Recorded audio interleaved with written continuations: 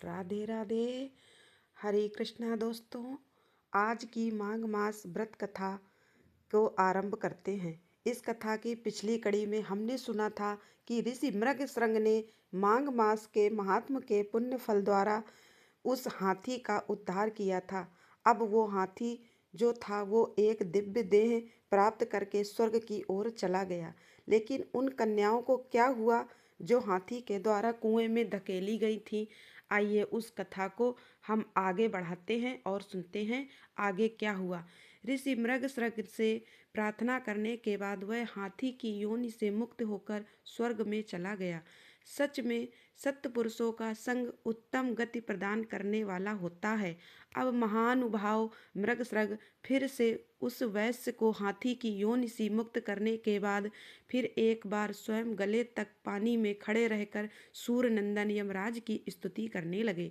स्तुति करते हुए वे इस प्रकार कहने लगे, ओम यम धम राज मृत्यु अंतक व स्वत काल सर्वभूत क्षय औदुंबर दग्न नील परमेष्टि वृकोदर चित्र और चित्रगुप्त इन 14 नामों से पुकारे जाने वाले भगवान यमराज को नमस्कार है, जिनका मुख दाढ़ों के कारण विकराल प्रतीत होता है और टेढ़ी भौं से युक्त आंखें क्रूरतापूर्ण ज्ञान पड़ती हैं, जिनके शरीर में ऊपर की ओर उठे हुए बड़े बड़े रोम हैं और होंठ भी बहुत लंबे दिखाई देते हैं।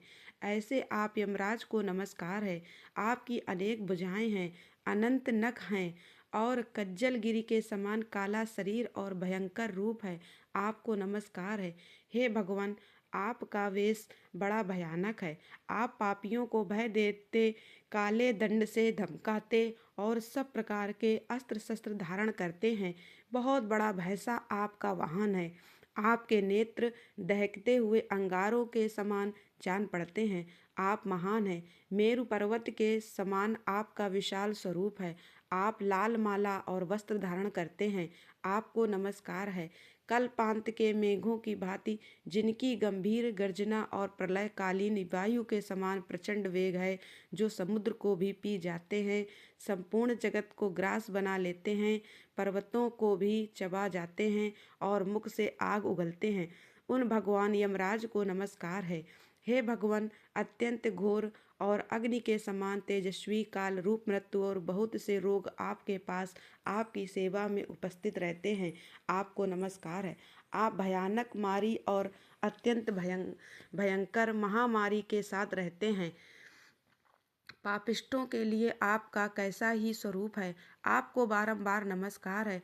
वास्तव में तो आपका स्वरूप खिले हुए कमल के समान प्रसन्नता से पूर्ण है। आपके नेत्रों में करुणा भरी है। आप पितृ स्वरूप हैं। आपको नमस्कार है।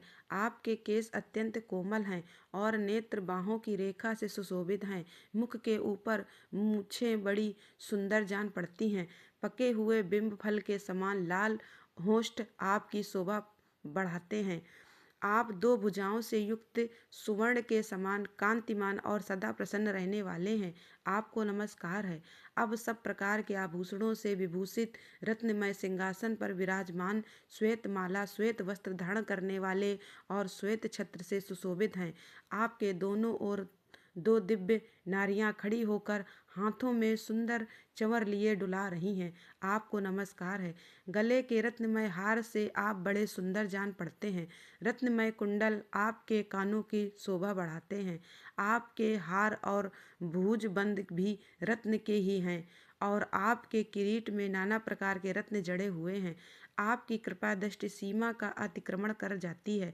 आप मित्र भाव से सबको देखते हैं। सब प्रकार की संपत्तियां आपको समृद्धशाली बनाती हैं। आप सौभाग्य के परम आश्रय हैं और धर्म तथा अधर्म के ज्ञान में निपुण सभासद आपकी उपासना करते हैं। आपको नमस्कार है।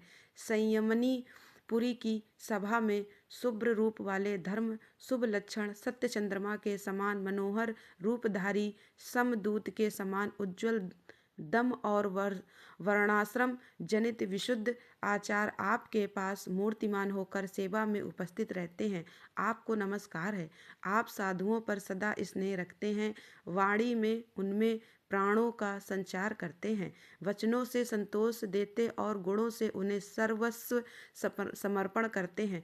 सज्जन पुरुषों पर सदा संतुष्ट रहने वाले आप धर्मराज को बारंबार नमस्कार है, जो सबके काल होते हुए भी शुभ कर्म करने वाले पुरुषों पर कृपा करते हैं, जो पुण्य आत्माओं के हितसी, सत्य पुरुषों के संगी, संयम मणिपुरी के स्वामी, धर्मात्मा और धर्म का अनुष्ठान करने वालों के प्रिय हैं। उन धर्मराज को नमस्कार है, जिसकी पीठ पर लटके हुए घंटों की ध्वनि से सारी दिशाएं गूंज उठती हैं, जो ऊंचे ऊंचे सिंगों और फंकारों के कारण अत्यंत भीषण प्रतीत होता है। ऐसे महान भैंसे पर जो विराजमान रहते हैं, जिनकी 8 बड़ी बड़ी भुजाएं क्रमशः नाराज, शक्ति,